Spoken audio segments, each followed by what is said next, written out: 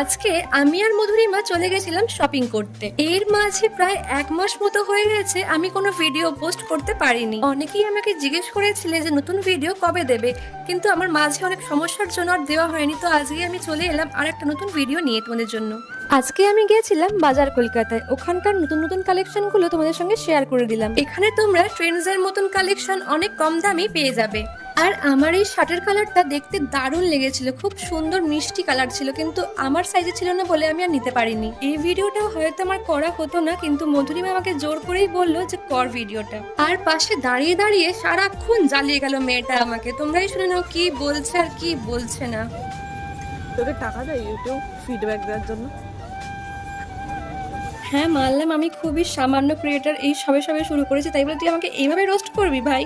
যাই হোক, আর কি বলবো, লোকে তো অনেক কিছুই বলবে, সেসব দিকে পাত্তা না দিয়ে আমাকে তো এগিয়ে যেতে হবে, তাই না?